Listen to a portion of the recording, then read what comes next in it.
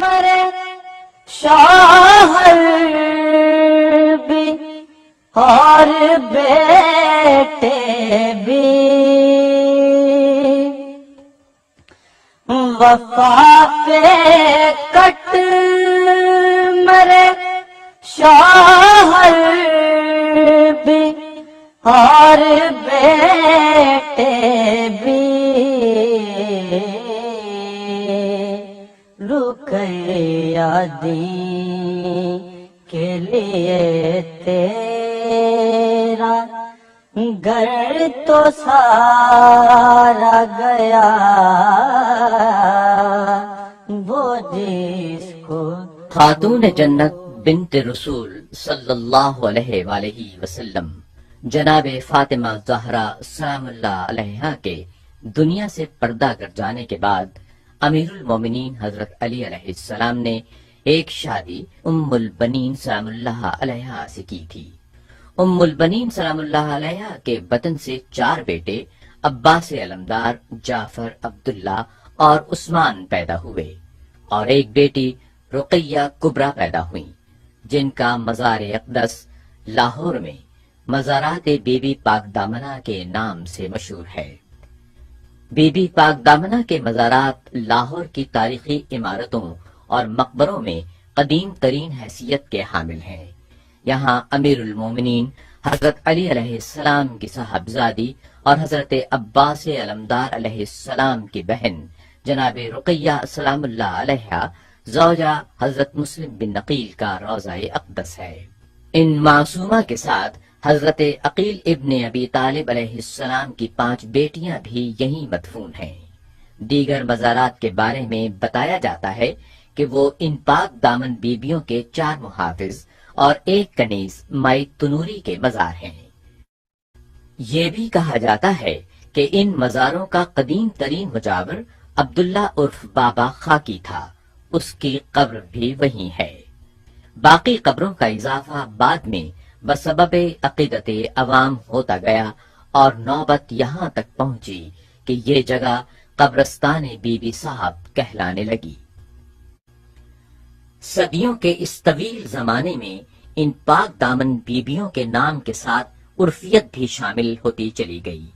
یہ نام ان کے یہاں لاہور میں معتقد مسلمانوں نے رکھے اور حضرت رقیہ کو بی بی حاج کہا جانے لگا، اور حضرت عقیل کی بیٹیوں کے نام حضرت بی بی تاج، حضرت بی بی حور، حضرت بی بی نور اور حضرت بی بی گوہر اور حضرت بی بی شہباز مشہور ہو گئے۔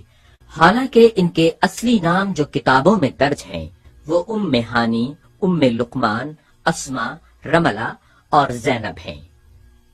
یہ واقعہ برصغیر پاک و ہند میں مسلمانوں کی آمد سے 32 سال پہلے کا ہے، جو تاریخی اعتبار سے سن 681 عیسوی کے زمانے سے تعلق رکھتا ہے، جبکہ ہندوستان کے طول و عرض میں بت پرست ہندو راجاؤں کی حکومت تھی۔ سندھ کے راستے سے مسلمانوں کی آمد سن 712 عیسوی میں شروع ہوئی۔ یہ وہ زمانہ تھا جب محمد بن قاسم نے سندھ کو فتح کیا اور اس مفتوحہ علاقے کو عرب سلطنت میں شامل کیا تھا۔ لاہور میں جہاں آج بی بی پاک دامنہ کا روضہ ہے، وہاں سن 680 عیسوی میں ایک ٹیلہ تھا جس کے گرد و نواح میں جنگل تھا، اور یہ جنگل دریائے راوی کے کناروں تک پھیلا ہوا تھا۔ اسی جنگل کے قریب لاہور کی قدیم ترین آبادی تھی، جو اس وقت ایک چھوٹی سی بستی کی صورت میں تھی، اور اسی بستی پر ایک ہندو راجا حکومت کرتا تھا جس کا نام برمانتری یا مہابرن تھا۔ اس کے بیٹے راج کمار کا نام کنور بکرما ساہے تھا۔ یہ راجا اور اس کی تمام رعایا بت پرست تھی۔ بستی میں مندر تھے جہاں بتوں اور مورتیوں کی پوجا اسی طرح ہوتی تھی جیسی کہ آج کل بھی ہندوؤں کے مندروں میں ہوتی ہے۔ پوجا کرانے والے برہمن تھے اور حکمران راجپوت کھتری تھے۔ شودر سب سے نچلی ذات تھی۔ اونچی ذات والے شودروں کو اچھوت سمجھتے تھے، انہیں مندروں میں جانے کی اجازت بھی نہیں تھی۔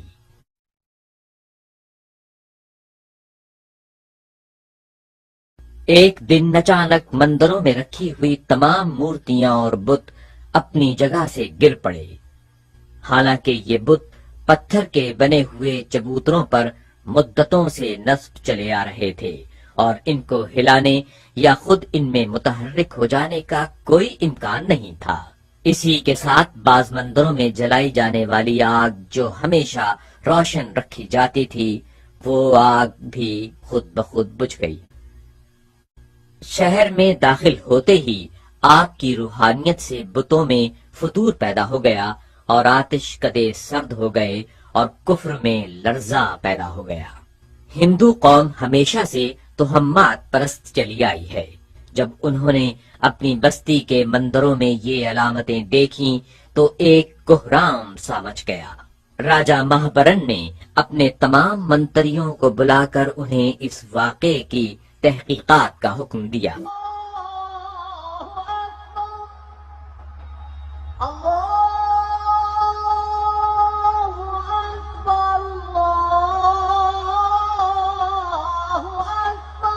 راجا نے اپنے بیٹے راج کمار کنور وکرماساہے کو بھیجا اور حکم دیا کہ پردیسیوں کو گرفتار کر کے دربار میں پیش کرے۔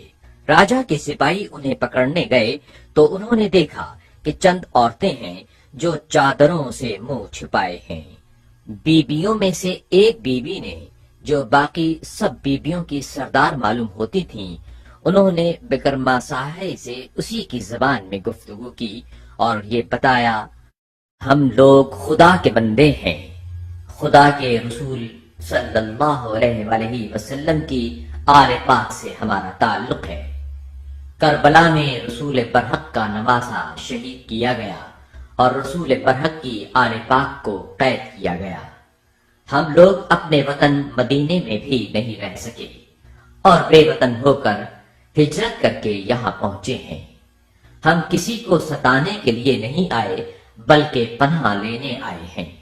ہمیں یہیں پڑا رہنے دو اور اگر تمہیں یہ منظور نہ ہو تو ہم کہیں اور چلے جائیں گے۔ بی بی صاحبہ کو اپنی زبان میں بات کرتے سن کر راجکمار بہت حیران ہوا اور ان کی گفتگو کا بھی اس پر بہت اثر ہوا۔ راجکمار فطری طور پر حلیم الطبع تھا اور اس پر ان الفاظ نے پورا اثر کیا۔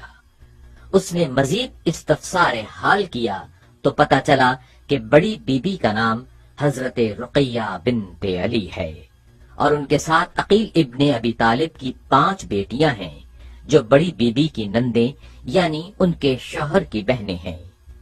ان کے ساتھ ایک اور بی بی جو ہے وہ ان کی کنیز حلیمہ ہے جو تنور میں ان کے لیے روٹیاں لگاتی ہے۔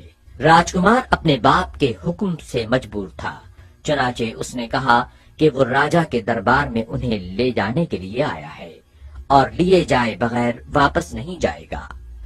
اگر پردیسی لوگ راضی خوشی نہیں چلیں گے تو زبردستی گرفتار کر کے لے جایا جائے گا۔ جب بڑی بی بی صاحبہ نے پھر وہی حکم سنا تو غضب کا سمندر جوش میں آ گیا۔ شدت علی نمایاں ہو گئی اور ہیبت عباس علمدار نے راجکمار پر لرزہ طاری کر دیا۔ بی بی صاحبہ نے صرف ایک بار غصے کی نظر سے اسے دیکھا جس کی تاب نہ لا کر راجکمار بے ہوش ہو کر گر پڑا۔ راجکمار کے گرتے ہی راجا کے سپاہیوں نے جو گھیرا ڈالے ہوئے تھے حملہ کر کے سب کو گرفتار کرنا چاہا۔ اس وقت بی بی صاحبہ نے اللہ تعالی کے حضور دعا کے لیے ہاتھ اٹھائے اور اس سے پہلے کہ راجا کے سپاہی ان تک پہنچتے اور انہیں گرفتار کرتے، زمین اچانک پھٹ گئی۔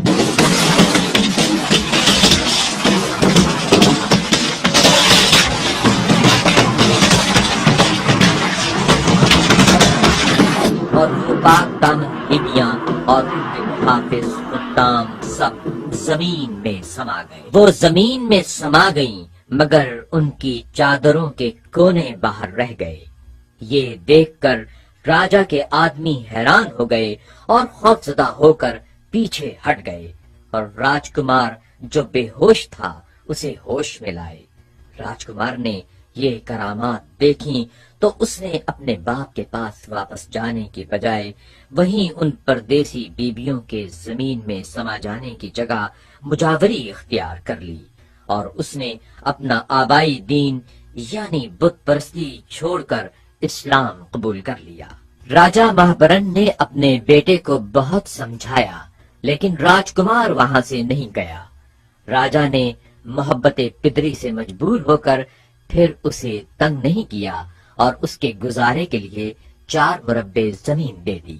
راجکمار بکرماسا ہائے اس ویران جگہ پر بیٹھا رہتا اور اس مقام پر جھاڑو دیتا اور خدا کی عبادت کیا کرتا تھا۔ پاک بیبیوں کے دوپٹوں کے پلو باہر نظر آتے تھے۔ چند دن وہ پلو نظر آتے رہے، پھر وہ بھی غائب ہو گئے۔ اس نے بیبیوں کی قبروں کے نشانات بنائے۔ جب کنور مسلمان ہو گیا تو بی بی صاحبان نے اس کا نام عبداللہ رکھا۔ بعض روایات میں محمد جمال بھی ہے۔ بعد میں وہ عبداللہ بابا خاکی کے نام سے معروف ہو گیا۔ ان کی اولاد اب تک مجاور خانقاہ عالی جاہ ہے اور راجپوت کہلاتے ہیں۔ کہا جاتا ہے کہ بڑی بی بی صاحبہ اس سے گفتگو کیا کرتی تھیں اور زمین میں سے بابا خاکی کو ان کی آواز آ جاتی تھی، اور جو بات وہ پوچھتا تھا اس کا بھی جواب مل جاتا تھا۔ بابا خاکی کا انتقال 101 ہجری میں ہوا اور ان کا مقبرہ خانقاہ کی ڈیوڑی کے اندر ہے۔ زمین کے شق ہو جانے کے 400 سال بعد تک راجہ ہائے ہنود مالک الملک رہے، اور ان ایام میں ان راجوں کا دارالحکومت شہر منوہر پور علاقہ دہلی تھا۔ بر صغیر میں ہندوؤں کے بعد مسلمانوں کی حکومت قائم ہوئی۔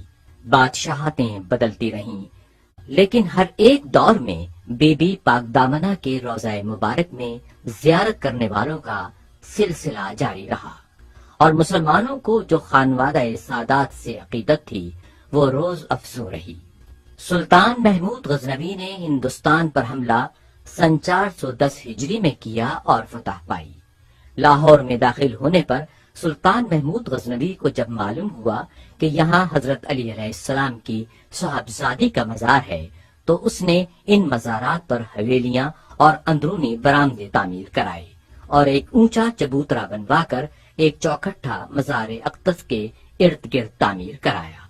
برآمدہ اور تمام عمارت اس بات کی گواہ ہے کہ یہ سب تعمیر افغانی طرز کی ہے۔ غزنوی طرز کی یہ عمارت اکبر بادشاہ کے زمانے تک برقرار رہی، لیکن بوجہ کہنگی عہد اکبری میں دوبارہ تعمیر عمل میں لائی گئی اور خانقاہ کی عمارت میں توسیع بھی کی گئی۔ کہا جاتا ہے کہ اکبر اعظم نے 4 چاہت مزروعہ زمین اس خانقاہ کے لیے وقف کر دی تھی، اور اس سے پہلے بھی سابق حکمرانوں نے زمینیں وقف کی تھیں۔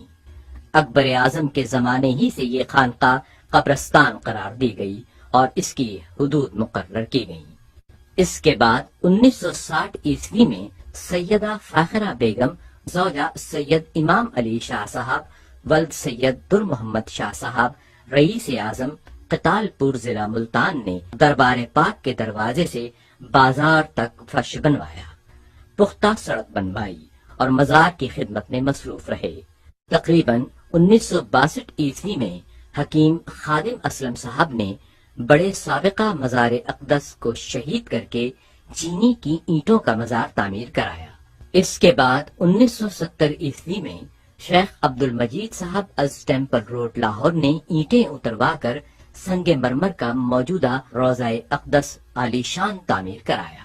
گنبد سبز اور اندر شیشے کا بہترین کام کرایا اور شیشے سے 12 امام حق اولاد علی کے نام بھی لکھوائے۔ اس کے بعد سن 1974 میں سابق وزیر اعلیٰ پنجاب صادق حسین قریشی صاحب کی بیگم نے مسافروں کے لیے مسافر خانہ اور غسل خانے کا خاطر خواہ انتظام کیا۔ یہ مسجد بابا خاکی نے پہلی صدی ہجری میں تعمیر کرائی تھی۔ اس مسجد کا تذکرہ تحقیقات چشتیہ میں بھی پایا جاتا ہے کہ یہی پہلی مسجد ہے، کیونکہ پہلی صدی ہجری میں نہ کوئی اور بزرگ مسلمان لاہور تشریف لایا تھا اور نہ ہی کسی نے تبلیغ دین کر کے کسی ہندو راجا کو مسلمان کیا تھا۔ اس واسطے سے یہ مسجد لاہور کی پہلی مسجد ہے۔ لاہور کی سرزمین کا وہ ٹکڑا جو بی بی پاک دامنہ کے نام سے منسوب ہے، اس پر جو درخت سایہ فگن ہے، ان کی پتیوں میں قدرت خدا نے بیماریوں کے لیے شفا کا سامان موجود کیا ہے۔ وہ پتیاں جو درختوں سے ٹوٹ کر احاطہ بی بی پاک دامنہ میں جمع ہو جایا کرتی تھیں، انہیں زائرین بطور تبرک کے اکسیر سمجھ کر لے جایا کرتے تھے اور بیماروں کو دوا کے طور پر کھلا دیتے تھے۔ کہا جاتا ہے کہ سینکڑوں لا علاج مریضوں کو اس سے شفا حاصل ہوئی۔ اگر خلوص دل کے ساتھ کوئی سائل یہاں آ کر سوال کرتا ہے تو بارگاہ عالی سے خالی نہیں جاتا۔ یہی سبب ہے کہ دن رات خصوصاً جمعرات کو یہاں زائرین کا ہجوم ہوتا ہے۔ ہر ایک اپنی زبان میں اپنی تمنا بیان کرتا ہے اور اپنی مراد کو پہنچتا ہے۔ آل رسول کا یہ دربار ایک بہت بڑا دربار ہے۔ یہاں روحانیت کو کمال حاصل ہوتا ہے، جہاں سے بڑے بڑے بزرگان تصوف حضرت داتا گنج بخش رحمت اللہ علیہ حاضر ہو کر فیض روحانی حاصل کرتے رہے ہیں۔ گنج بخش فیض عالم مظہر نور خدا، ناقصاں را پیر کامل، کاملاں را رہنما۔ حضرت داتا گنج بخش علی جوہری رحمت اللہ علیہ 465 ہجری تک بی بی پاک دامنہ کے دربار میں روحانی فیض حاصل کرنے کے لیے ہر جمعرات کو تشریف لاتے، اس قدر احترام کرتے کہ مزارات پاک کے سامنے ادب سے بیٹھ جاتے اور فیض حاصل کرتے۔ حضرت داتا گنج بخش رحمت اللہ علیہ نے اس وظیفے کو 465 ہجری تک آخر دم تک قائم رکھا۔ وہ مقام کہ جہاں داتا صاحب چلہ کشی کرتے تھے اب بھی موجود ہے۔ 62 ہجری سے لے کر تا قیام پاکستان یہ مزار بی بی پاک دامن تسلیم کیا جاتا رہا، لیکن اچانک کچھ لوگوں نے ایک من گھڑت کہانی بنا کر عوام کو شکوک و شبہات میں مبتلا کرنے کے لیے اور اس دربار مقدس کے متولی بننے کی خاطر انہیں سید احمد شاہ توختہ کی دختران ثابت کرنے کی کوششیں کی۔ انہی لوگوں نے تاریخ میں سید احمد شاہ توختہ کی 2 صاحبزادیوں کے نام بی بی حاج اور بی بی تاج بھی پڑھ لیے تھے، لہٰذا انہوں نے کوشش کی کہ دربار بی بی پاک دامنہ کو دختران سید احمد شاہ توختہ ثابت کر کے دربار پر قبضہ کر لیں اور سجادہ نشین مقرر ہو جائیں، لیکن وہ یہ فراموش کر بیٹھے کہ زمانہ بہت بڑا نقاد ہے اور اس دور قمری کے دروازے صرف حقیقت کے لیے کھلے ہوئے ہیں۔ سید احمد شاہ توختہ کی پہلی دختر بی بی تاج صوبہ یوپی سوانہ بستی میں برہمنوں کے ہاتھوں شہید ہوئیں۔ ان کا مزار سوانہ بستی کے قبرستان میں آج بھی موجود ہے۔ اور دوسری دختر سید احمد شاہ توختہ کی صاحبزادی بی بی حاج کی وفات سن 573 ہجری میں کیچ مکران میں ہوئی۔ پھر یہ کوئی گمنام اور معمولی شخصیت نہ تھیں، بلکہ کیچ مکران کے حکمران والی سلطنت سلطان بہاؤالدین ولد قطب الدین محمد کی زوجہ ملکہ تھیں۔ سب سے بڑی دلیل یہ ہے کہ احمد شاہ توختہ کا ذکر تاریخ میں 600 ہجری میں ملتا ہے، جبکہ اس سے تقریباً 150 برس قبل حضرت داتا گنج بخش رحمت اللہ علیہ حضرت رقیہ بنت علی المعروف بی بی پاک دامنہ کے مزار پر حاضری دیتے رہے۔ حضرت داتا گنج بخش رحمت اللہ علیہ نے اس وظیفے کو 465 ہجری تک آخر دم تک قائم رکھا۔ 465 ہجری میں تو احمد شاہ توختہ ترمذی بھی پیدا نہیں ہوئے تھے۔ ایک اور اعتراض یہ ہے کہ بی بی رقیہ المعروف بی بی پاک دامن کا مزار دمشق میں ہے۔ جن بی بی کا مزار شام دمشق میں ہے وہ حضرت امام حسین علیہ السلام کی صاحبزادی ہیں، نہ کہ امام علی کی دختر۔ جیسا کہ مشہور پی ٹی وی ڈاکومنٹری سفر زیارات با آواز ضیاء محی الدین میں واضح طور پر بتایا گیا ہے۔ یہ بھی ایک اعتراض کیا جاتا ہے کہ یہ پاک بیویاں عرب کے دوسرے ممالک چھوڑ کر ہندوستان ہی کیوں تشریف لائیں۔ بیویاں پاک دامن کے ہندوستان آنے کی ایک بڑی وجہ یہ بھی تھی کہ اموی اور عباسی حکومتیں اولاد علی علیہ السلام اور ان کے ماننے والوں کو بالکل ختم کرنے کے درپے تھیں۔ ان کو چن چن کر قتل کیا جاتا تھا اور زندہ دیواروں میں چنوا دیا جاتا تھا۔ یہ سب لوگ چھپ چھپ کر زندگیاں گزارنے پر مجبور تھے۔ ان حالات میں اولاد علی کے لیے یزیدی حکومتوں کے علاقوں میں جانے سے بہتر یہ تھا کہ وہ ہندوستان چلی جائیں، جیسا کہ امام عالی مقام نے انہیں حکم دیا تھا۔ اور ایسا نہیں ہے کہ اس وقت عرب سے ہندوستان سفر کا کوئی راستہ نہ تھا۔ عرب سے متعدد تجارتی قافلے ہندوستان آتے جاتے رہتے تھے، جیسا کہ رابرٹ گارڈنر کی مشہور ڈاکومنٹری اسلام این امپائر آف فیتھ میں دکھایا گیا ہے۔ اب ماننا پڑتا ہے کہ یہ بیویاں حضرت علی اور ان کے بھائی حضرت عقیل کی صاحبزادیاں ہیں۔ دیگر کتب تاریخ میں درج ہے کہ بی بی پاک دامنہ سلام اللہ علیہا کے ہمراہ 704 اصحاب لاہور آئے تھے، مگر پیشتر دعا طلب کر کے زندہ زمین میں سما جانے کے بی بی پاک صاحبہ نے اکثر اصحاب کو رخصت دے دی۔ عہد حاضر میں اللہ تبارک و تعالیٰ کے فضل و کرم سے محبان پنجتن پاک کی اس دربار پر بڑی آمد و رفت ہے۔ محبان حسین اور زائرین پاکستان کے دور دراز علاقوں سے حاضر ہو کر شرف زیارت حاصل کرتے ہیں۔ یہ ہر انسان کی انسانیت کا جزو ہے کہ دوست کی ملاقات کو جاتا ہے تو اس کے لیے کوئی تحفہ ضرور لے جاتا ہے۔